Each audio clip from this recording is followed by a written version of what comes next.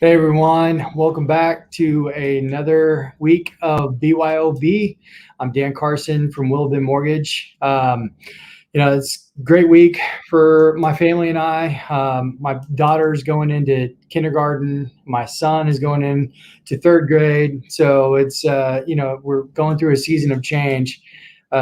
My daughter can't stop talking about what it's like, and every experience that she has. She's being a typical girl where she's recapping every day, every conversation she has, everything that she's learning, and it's been so fun to go through that this week and kind of navigate that change. And I know schools are opening up all over the place. We're dealing with different things, everything from, what schools are wearing masks, what aren't. There's all sorts of political drama that's going on. And, it kind of prompted me to talk about navigating some change, planning, life planning, and looking at the phases of life that you're in, and how those things adjust along the way. And I actually really struggled with content for today. I didn't really want to do the show. This is, I don't know, the sixth, seventh episode or whatever. And this is hard for me. Putting myself out there, being raw with people, creating the content, creating things that I feel like are worth people's time and valuable enough to where they want to tune in.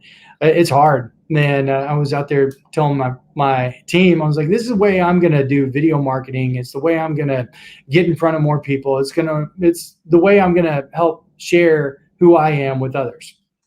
Because I'm, I'm never going to be the guy that is, posting up, hey, let me tell you about, your qualifications for mortgages, or what's going to be the three easiest ways to fix your credit. If you want that information, you email me, you call me, we talk one-on-one, and I'll talk to your specific situation, because not everybody's going to work like that. And so, this is my way of letting people know who I am, get to know me, and for me to share some of my insight and input. And it's going to be the best way to do it. So I'm this is hard. This is a struggle. I'm working hard to come up with content. And today was one of those days where it wasn't going to be easy for me. But I hope that what I talk about is, because it falls into what I'm going to talk about today. I hope that what I talk about can be impactful for you. So I'm about to go through the process every 5 years. I do what they call a life plan. I was coached by an organization at one point in time that I think it was 2012 was the first time I did this. So this will be the third time I go through this process. And you write a 5-year plan. You take time to yourself. You segregate yourself from other people. You're alone. There was something that, some of the Ralph Waldo Emersons, the Thoreaus of the world, the guys that talked about solitude and some of the things that are good that come from solitude. And I think that when you're thinking about your life and thinking about your plans for the next 5 years, obviously, if you're married, you want to have your spouse and your family involved in that. But you do need to come up with something individually and bring them together and marry those things to work. So what they always say is start with the end in mind. And start, like some guys say, they do a life map first, where they do their whole entire life and what they want their life to look like, and what they want on their tombstone and all that stuff. And I don't think anything's different for a 5-year plan. I think you start with where you want to be in 5 years. My coaching organization now had us write a letter to ourselves 5 years from now. I wrote one of those, I want to say in November of last year. And already a year in, that's completely been flipped upside down. We had personal situations that caused that to change, which I'll get into at some point in time on the show. And there was just so much that goes on in your life that you can plan for that 5 years, but it's going to change along the way.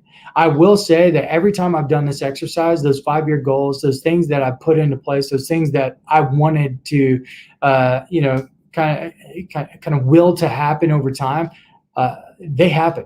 If you have a plan and you have a set plan to get there, and you've got an executable way to go do it, and you just do the things that it takes, you can be successful in this, and it can be a really powerful tool along the way. So write your 5-year plan. Come up with, you don't need 20 goals. You don't need 30 goals. Come up with the things you want to do from a personal standpoint, whether that's with your family, your health, and your personal finances. So that's the personal side. You've got your business side. I call these the 4 buckets. I talk to my team about this all the time. So you get your personal, you've got your financial, which I say your business, your income, your savings. So you got personal, financial, spiritual. That's what you're doing to build yourself. What your how you're managing your life from a faith-based perspective. Everybody's got things that guide them, and that's really important in my life. I've got, I'm a man of faith, so I do have guidance there. I fall short of it all the time, but I do have that guidance. So you got your personal, your financial, your spiritual, and then you've got your relational, and that's your friends and family and how you interact with them. So fill up those buckets, write your plans, write your goals for each one of those, and then try to execute them over 5 years. The thing that gets tricky along the way is when you make those plans and you've got these grand ideas of where you want to be, it's navigating the change that comes within those plans. So the emotions that impact, the recognizing that your plan and where you want to go is going to have to change is something that people have to recognize and dial into from a emotional standpoint. Because when you have ideas and plans and all of a sudden they get turned upside down, or they have to change, or they have to adjust one way or the other, that's gonna cause an emotional response. So you have to realize when sometimes it's even realizing that we're going to have to navigate change, and that we are going to have to change the plans that we've made and adjust them along the way.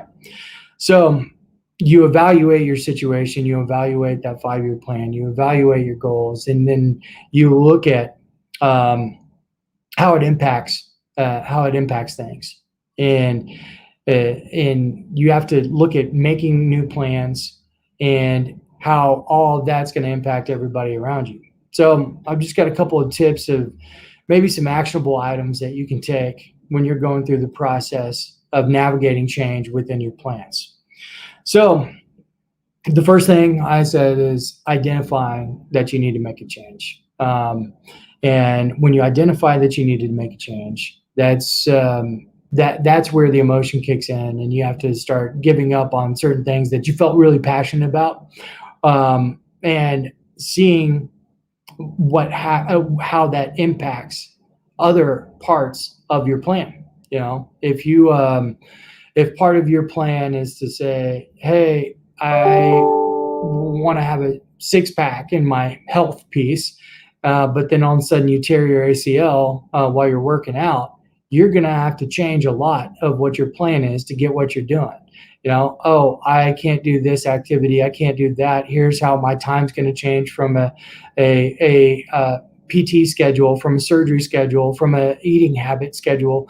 You have to think of all the different things that are going to be impacted by the things that you have to change. So you recognize that there's a need for change, and then you deal with how it's going to, you evaluate how it's going to impact the other parts of your plan along the way. So 1, recognize. 2, evaluate. Then 3, you got to look at the new plans and setting timelines for those plans. So then you start, the first thing you have to do is, what habits am I going to have to change immediately? So as you start making those new plans and evaluating it, you're like, there's always going to be something where you see, hey, there's a need to change these habits, these certain things that I'm doing that can make this plan better or exceed it. So you'll have to look at the habits that you have to change immediately. Then you need to look at who else it impacts. Like, who else do you need to make this change with you? Who are the people that are going to be advocates for the change? Who are the people that are going to help you and come alongside you and not impede the change to the plans, but also join in on helping meet some of the original goals or surpassing the original goals as well.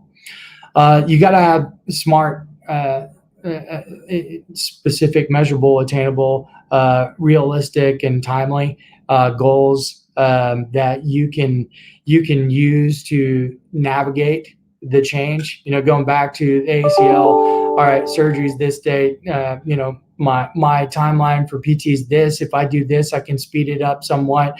You set those smart goals based off of the information that you're getting, and then you look at the other people and who else you need to support you in that.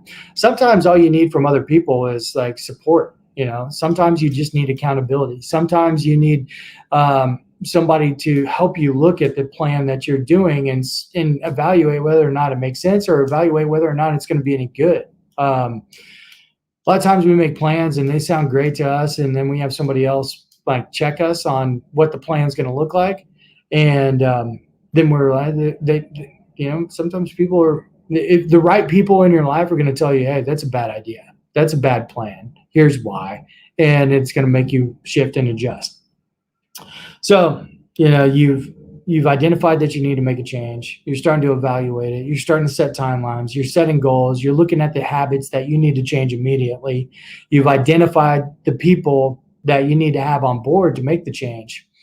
Now, the next thing is like, what do you do if you fall short? There's really two questions there. You can meet it, you can fall short of it, or you can blast through it. And then so as you go through that, and as you're looking at what those things are, you're kind of being proactive in navigating future change that could happen along the way. I feel like so often, when we're going through change, or when we're navigating seasons, or, we look at like what's right in front of us. You do have to be forward thinking. You do have to plan ahead. You do have to do the things that are right in front of you as well. If you're on a health journey or a fitness journey, you got to wake up and put your shoes on every morning and start and just start going. You got to start walking. You got to start lifting. You got to start doing something. There's always going to be that thing that you have to do. A lot of people call it eating the frog. Doing the worst thing first when it comes to change, and then dialing in and making it happen. I think the hardest part about going through change in general is change usually happens for a reason, sometimes good, sometimes bad. But it's the ideas that you have in falling short of those ideas. So if you have plans that you're trying to meet, exceed, grow beyond, and those plans are have a need to change, like we hold on to them. So I'm going to go back to some of the original things of navigating the emotional side of it. When you have ideas and plans for the way a certain thing's going to go, and then they get flipped upside down, there's an emotional response that we all have. We hang on to certain things. We hang on to certain ideals and ideas, and it causes grief, it causes anger, it causes guilt, it causes frustration, and like those are all bad, not necessarily bad emotions, but they're emotions that make us feel less than. They're emotions that make us feel like failures. They're emotions that make us feel, not always great. But those not great emotions are the ones that actually give us real change.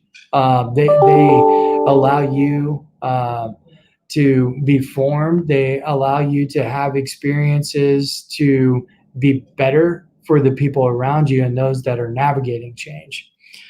So this is, again, all this was because I'm doing this show because it's part of a plan. It's part of a plan to navigate, be out there more, and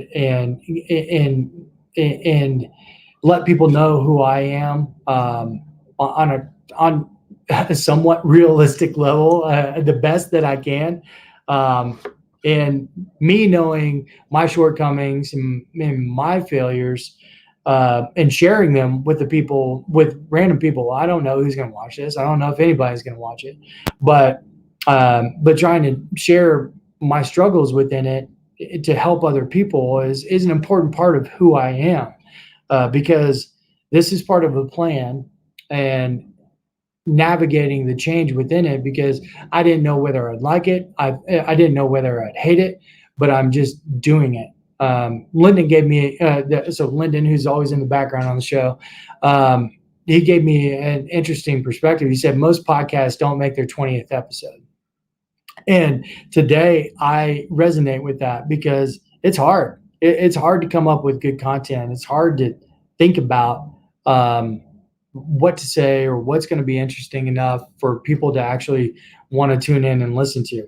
So coming up with 20 minutes of 22 minutes of content every week, and putting yourself out there, it's a tall task, because people are going to watch and listen. They're always going to judge.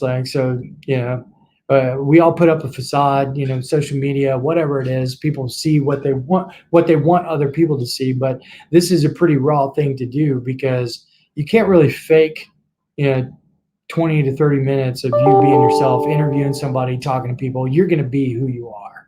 So, and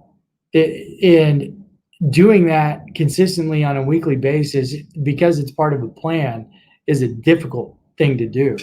And, but it's part of my plan. Now I'm having to look at navigating through it, like how this part of my plan and some of the feelings and some of the ways that I'm having to deal with it are going to impact my other plans, and the timeliness. I'm doing this every week at 11 o'clock. So I have to make sure that, I'm ready and prepared, and it takes time, and that I'm never going to have lunch on a Thursday again, unless it's a late lunch. And those are all things that you got to think about. It's all change that you have to navigate, but it's all part of a plan that started somewhere. So I don't have a lot else this week. Like I said, this is something that I'm not a well-spoken guy. I'm not somebody that it really needs to be up on a stage or needs to be in front of a crowd of people. I'm just a guy that's kind of sharing, some insight and input from things that I experience and things that I do. And I hope that it makes a small difference to to anybody that's out there that's paying attention to the show. So the things we talked about today, to just kind of recap, was having a 5-year plan. Starting with the end of that 5 years in mind, working backwards, filling it up in those 4 buckets, the personal, financial, spiritual, relational, and then looking at change, navigating change, and going through that. And then, when there's hard parts to it, building yourself and your character through that change. So change is an opportunity for all of us to grow. And it's important that we grow through our changes. And I think a lot of times people ignore it. People ignore those emotional responses. And a lot of times those emotional responses are meant to sharpen us, make us better, to bring other people in, to help us, to help make it better. And I just encourage everybody out there to go through that process, do that 5-year plan. If you've never done it before, there's no better time than now. Do it by yourself. Look at it. Make sure that you're evaluating and navigating that change. And if you want to talk about it and talk about some of my experiences and dive into the details, you can always reach out to me, dan@wbm.com, for an email. I'm on Instagram at dfdubdan, or Carson Group Mortgage for my business page. And, feel free to reach out to me anytime, and we can discuss, we can talk about it. And I'm happy to share my failures for your gain. So hope everybody has a great week. Wrapping up the first week of school for my school district. I know others have been in longer, but hope everybody has a great week, an awesome weekend, and I'll see y'all next week.